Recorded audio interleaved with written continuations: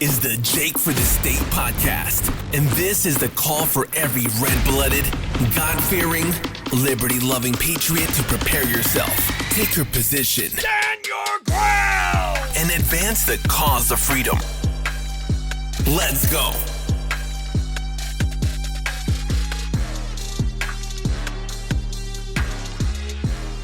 Okay, guys, welcome back to the podcast. And as you know, it is election season, so doing a lot of conversations and interviews with candidates.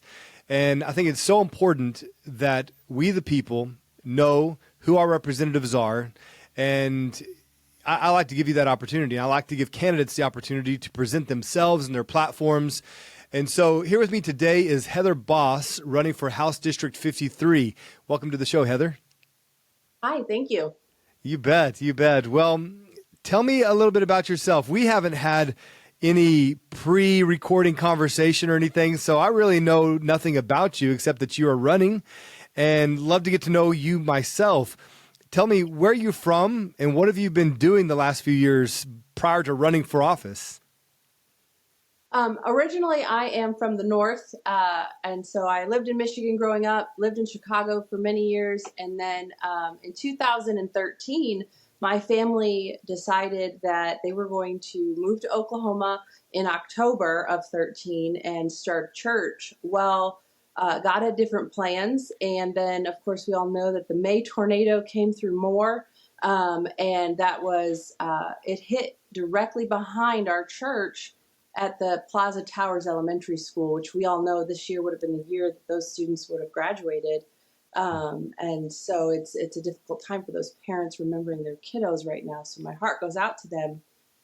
But my family said, we can't wait till October. We have to get there now. These people, they're devastated. And so we came out and did disaster relief in that early part of the year. Yeah. And through the next year, we ended up opening the church, and I've been doing ministry here in Oklahoma since. And the last 2 years, I have opened up a hybrid school inside of that church, and so we're running that through third grade right now. And every year, we're going to be adding a grade, and so that's what's been keeping me busy the last few years. Okay. Well, you know, I can already tell some questions I have regarding legislation with relation to the separation of church and state and things like that. Obviously, it's when you talk about a minister coming into office, that is a big question is, you know, do you want to impose your Christian beliefs on the state? Christian nationalism is a huge narrative that's being pushed right now. And so let's just kind of lead off with that, Heather. Well, I'm going to hit pause. Personally, what made you want to get into this race? Obviously your plate is full. Ministry is a full-time job. My wife and I, we've been in ministry for years as well. And I know that's a huge step and a big shift. What's moving you to step into this race for House District 53? It was absolutely a God thing, a door that I was not looking for. But because it was opened, I decided to take a step of faith and walk through it. The beginning of this 2024 legislation, I began doing worship services at the Capitol on Monday nights. And doing that opened my eyes to a lot of the downfalls of politics and a lot of the places where it just it is corrupt. It's not, it's not what you think. And I felt the Lord saying, you know, kind of just let's move forward. And so I threw my hat in the ring at the very last minute with the prompting of some legislators that were been attending Monday night services. And I'm just taking one step at a time and going from there. Well, I love it. And I actually was able to attend one of the worship services up at the Capitol, and I love what you guys are doing. You know, I think now more than ever, there is a call back to God, and we're hearing more and more legislators speak up and be bold about that.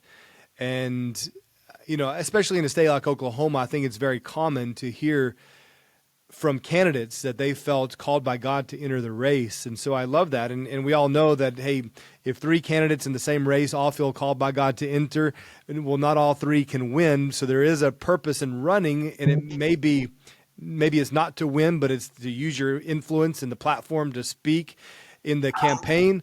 But I think what I'm seeing is across the nation really is a call back to God, a call back to the fundamentals. And I'm seeing more and more ministers. Recently here in Oklahoma, we saw Senator Dusty Devers, a pastor down in Elgin, Oklahoma, get elected. And, I personally was a minister elected into the Senate. And so I am encouraged by that. I'm encouraged by seeing bold moves by Ryan Walters and other legislators talking about getting chaplains in school, posting the 10 Commandments on the walls. And so where do you stand in this swirl of conversation around God and politics? Is there a separation of church and state? What would you like to see done in this area? I think a lot of times people get church and state, the separation of church and state, mixed up. It was never intended for the church to stay out of state, to stay out of politics. It was intended for the state to stay out of the church. And so I think people a lot of times get that flipped and get that backwards. George Washington, he said in his farewell address, he said, if we lose religion and morality, then, what's the point of freedom, basically? It's with freedom, in order to have freedom, we need religion and morality. Because if you're not moral, what's the point of freedom? You're not going to have people doing the right thing. And so the Constitution, the founding fathers, they founded this country using the Bible and using that morality as their compass. And so I think that we need to get back to that. And that is where a lot of our issues stem from, is because we have lost sight of a good and gracious God. And so I think that it is impactful for people in the church to awaken and to rise up and to step into some role in politics, whether it be at the Capitol building or it be in their school boards, local legislation, get involved in their city politics. We need good moral people to take a stand. Are you running against an incumbent? No, the incumbent has termed out. Okay. Who was that? Mark McBride. Mark McBride. Okay. And so I'm guessing you're not running alone. You have others that are in this race as well? Yeah, there are 4 of us running the Republican ticket. And so our primary, it's a tight race there. Yeah. Remind me where that's at. Where is House District 53? We're located in Moore. Moore was, when they redistricted, they kind of split it up a little bit, but I have a majority of Moore in District 53. Okay. So from what you've seen in the years past with your representative, is there anything you would do differently? Are there things that you saw McBride doing that you had a problem with, or are there things that you saw him do that you wanted to model if you were to be elected? That is a very good question. When I first moved to Moore, McBride, he was who was in office, and that was all I knew. I didn't know of anybody prior to him, and so to be honest, I was not very involved in knowing what his office. What his beliefs were, what his platform was, what his stances were. I do know he's highly involved in education. That is a big stance for him. And I do know people around Moore know of him. The more that I get involved in this, the more that I hear that people have been upset with him in recent days and are not happy with the way things were going with him in the House as far as constituents go. And so I am putting my ear to the ground and speaking with people here and more, and that is what I'm finding out.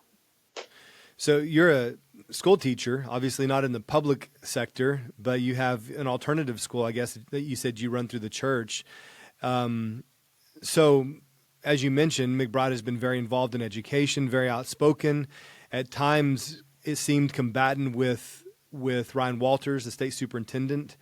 And so when you look at what State Superintendent Ryan Walters is doing, is that something you align with? Are there areas that you support or disagree with? Just giving a comparison between the current Representative Mark McBride and then you, if you were to be elected, how would you interact and deal with the public education sector and Superintendent Ryan Walters? I do support Ryan Walters, and I absolutely support public education. I support the parents' right to choose how they want to educate their child. I think that every parent should have the freedom to decide. Public school was not right for me and my family, and that's okay. And that is one of our rights and our freedoms that I hope to uphold.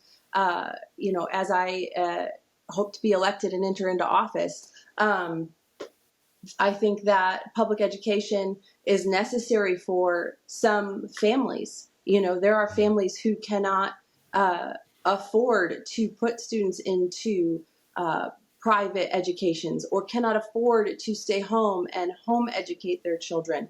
And that's kind of where our school come out of. It came out of the need for community for our students and for the parents. It came out of a need that we had folks in our church who had to work a full-time job, but they really desired to home educate their child. And so we had people in our church who were like, yeah, I'm willing to step up and step in. And so I definitely support Ryan Walters in that way, and I support the freedom of education for the parents' right to choose. Yeah, we homeschool one of our daughters, and our oldest daughter goes to public school, and we just had a conversation with her last night about, hey, because there's issues there. There's issues, and we said, hey, would you want to pull out? And we can just educate you at home.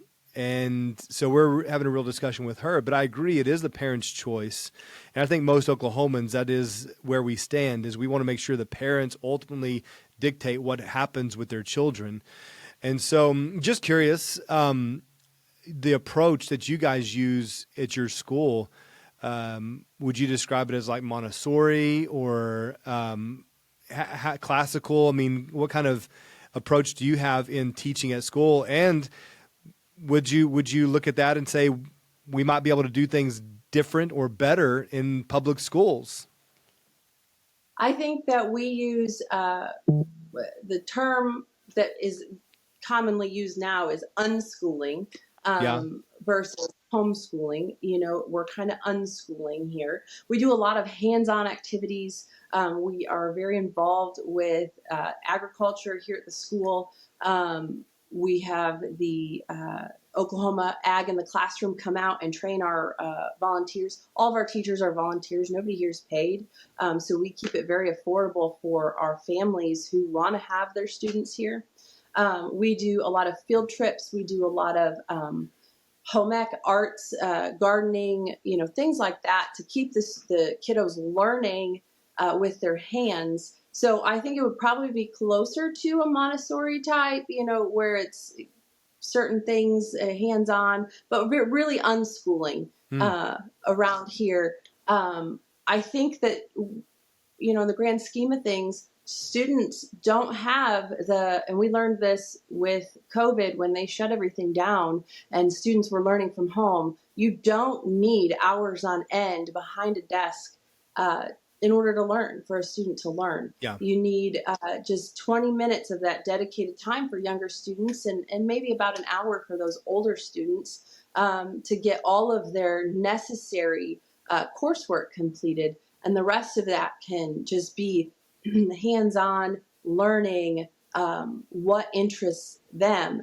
I think that the public schools could learn from that because, so often we're seeing students who are diagnosed with ADHD or ADD or,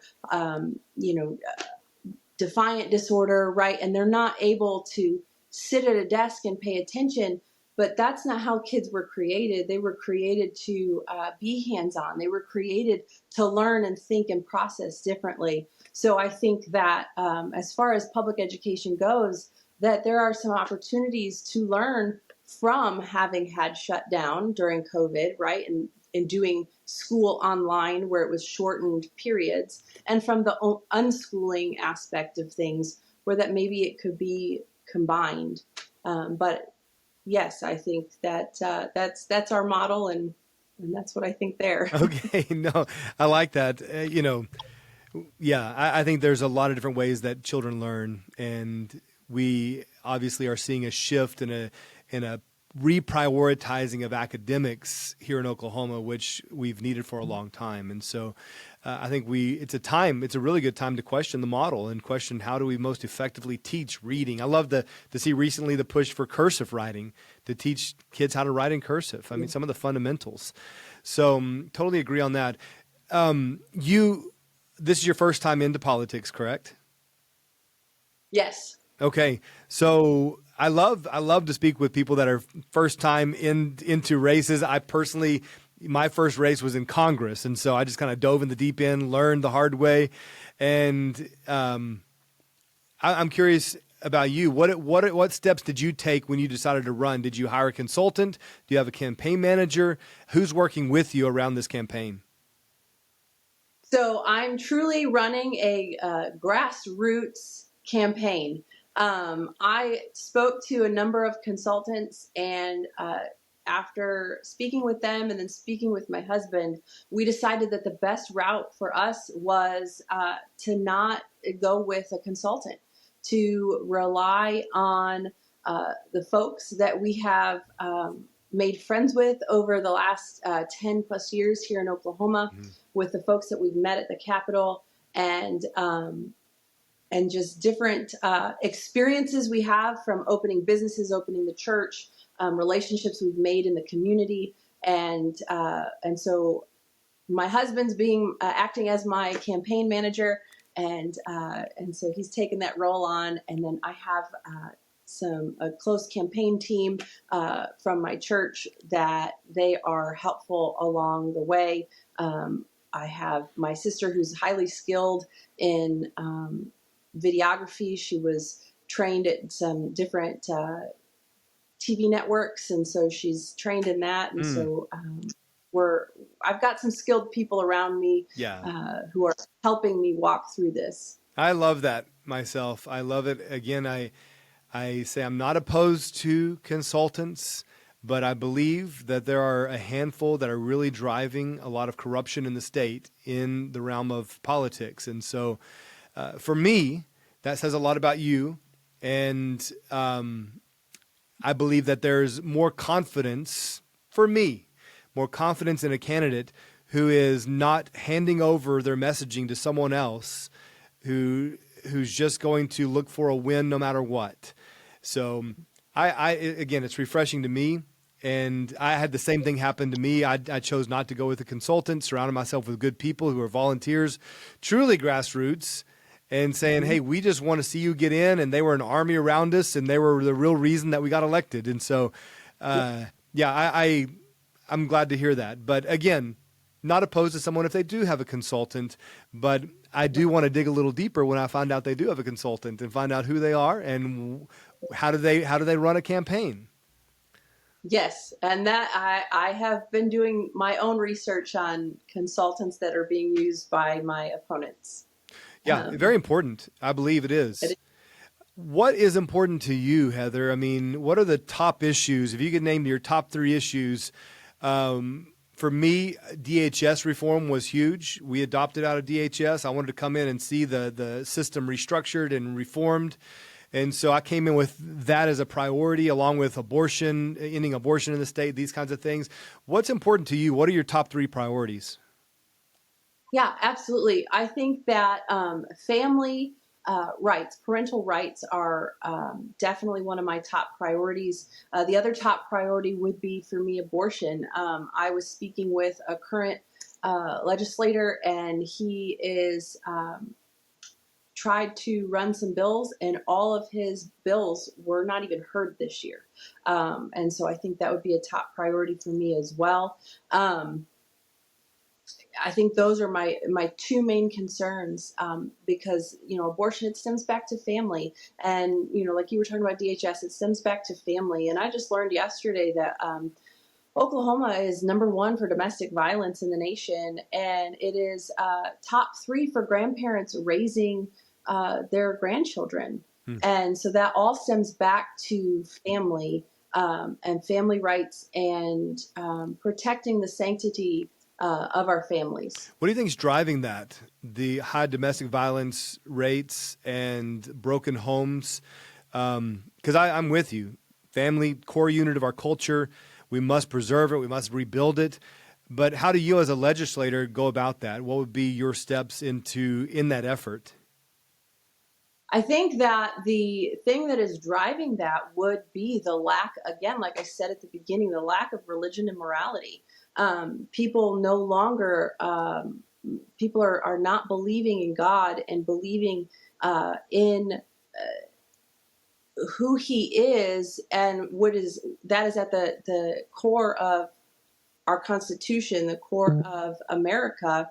And so we're allowing the enemy to come in and bring in different agendas, woke agendas, leftist agendas, to divide our families, to remove mothers from being able to be in the home, to care for their children. They have to go to work. If we're able to cut taxes, we can allow people to be home, right? We can allow mothers to be at home more with their children. And when mothers are at home more with their children, they're able to care for and raise them up differently, and to raise them up with morals and values and higher standards. If we cut taxes and we allow and create more businesses, we allow fathers to not have to work longer, harder hours. They can be at home and rearing their children. And so I think it all comes back down to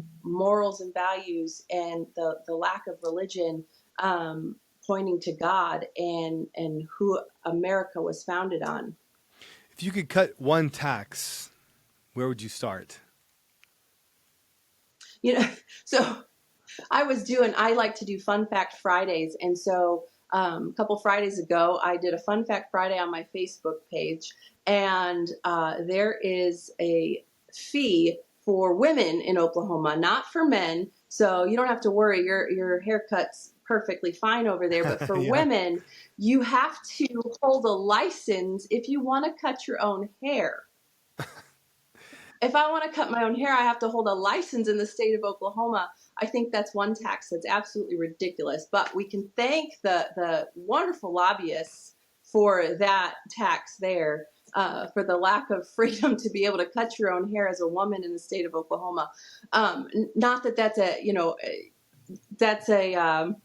that's one way, but there are many licenses that are not necessary. And I think that removing certain fees for people who I'm not a good hairstylist. I wouldn't trust me with a pair of scissors in your hair at all. However, there are people out there who are naturally talented, who would do a fantastic job, but don't need to hold a license. And so for me, it's like, if you have a talent and that's something you're really good at, then I don't see why you need to pay that fee, that tax. So that would be one way. Well, I don't. I save a lot of money on barbers myself and spend more money on razors, and I do cut my own hair. So I like that, and that's an area that people don't often think about when they think about tax reform. Is fees, tolls, are taxes, and so I think that would be much needed. This whole licensure issue. And what we're requiring people to have as far as a license to own and operate their own business. I mean, small businesses are the lifeblood of our economy here, and we need to do more to Yeah. protect them. I appreciate that. I'll go back to the family, because again, I resonate with that. That resonates with me. And when we talk about incentivizing possibly moms to stay home, you mentioned doing that through tax reform. When it comes to abortion, some would say in the state, well, that's been dealt with. What is your response to that? It has been dealt with at some level, but there are still many ways that it's legal and it's possible. And so I think that we need to continue to abolish abortion. We need to continue to find alternate ways for people who don't want children to deal with that, to have adoptions be easier and less expensive. Adoptions are so expensive. I mean, I think more people would adopt if it was more affordable. I think if we can look at alternate ways to help house these children when they're born, and to help mothers, if we create other ways to help mothers deal with pregnancy, having gone through and had 3 of my own children, and I have a stepdaughter, but having birthed 3 of my own children, pregnancy is hard and it's not for everyone. And so there are people who don't have support. I'm thankful that I have had much support throughout each of my pregnancies, before and after. Postpartum is hard on women. And so I think if we can look at different alternate ways to help women through these times, that there would not be a need to have an abortion, that there would be alternate ways to looking at this. No doubt. And one of the areas of concern is the pill, right? And so there was legislation that was pushed this session to deal with that. When it comes to like the morning after pill or other abortifacients that a woman could take much later in her pregnancy, is that something that you would oppose as well, to make that illegal here in Oklahoma? Yes, I absolutely would, because life begins at the moment of conception. And so if we are to stand and protect life when it's outside of the womb, why would we want to do any different for life inside of the womb? And so, yeah, absolutely. That would be something that I would oppose. Okay. Now, what makes you the better candidate? So I ask this of every candidate running. When you're talking to the people out on the doorstep, what I'm sure that if it's like with my race, I'd be knocking a door and somebody would be following me up, my opponents, or I would be following behind them. You end up crossing paths, knocking some of the same doors, if not all the same doors. And so you're coming to the same door your opponents are coming to, and you're asked, why should I vote for you? What's your response? Well, my joking answer with someone the other day was, one of my opponents doesn't have children. And so I said, well, I have the ability to handle children and childlike behavior, which I have heard often happens. It's common at the in Capitol. the house. Right. So I have the ability to handle the childlike behavior. But I do know that most of my opponents do have children. So the real answer would be, I am not a natural born politician. This is not what I grew up desiring to do. In fact, I went to school, and I did think at one point I was going to go into politics. And so I walked into that political science class, and I quickly turned around and said, nope, not for me. So as far as making me the better candidate and standing out above the rest, is that I'm not looking to make this a career for myself. I'm not looking to gain funds and notoriety, and as far as just to gain a name for myself. That's not what I'm looking for. I want to know what the people want. I want to hear from the people. And I think being in the ministry business, in the business of church, right? Being around people, I have the ability to listen and critically think and have empathy when it comes to people and their situations and the voices. Everyone just wants to be heard. And I think that I stand out because I have that ability to do that. All right. How can people find out more about you and your campaign? So I have a website, bossforhouse.com. Also, I'm on Facebook. Those are the best ways to reach me. I'm here at my church every Sunday in Moore. What church is it? They're welcome. It's Remnant Church of God on Santa Fe in Moore. And they're welcome to come visit me every Sunday. I'm here with my family. And then we're here at the school all week long. And so that's how you can find out. I would love to meet with people. I plan on putting out more meet and greet events. So be on the lookout for that on the Facebook page, so that I can really get to know the needs of the people here and more. Wonderful. Well, Heather, I appreciate your time today, and God bless you on the rest of this campaign. Tell me your website one more time. It's Boss, B as in boy, OSS, for house. It's a perfect last name, Boss for House, and it's FOR, right? FOR. Okay, Boss for House. Go check her out. bossforhouse.com. You can find out more about Heather. You can come visit their church, check out their school. And if you live in Moore, I encourage you to do that. You need to meet the ones that you'll be voting for, and you better get out and vote too. All right, those June primaries are coming up, and now you just heard from one of the candidates that has thrown her hat in the race to run for House District 53. We've got more candidates lined up to interview. So as always, like and subscribe to get the latest update. Share the show. We appreciate that. And I'll see you next time on the Jake for the State podcast.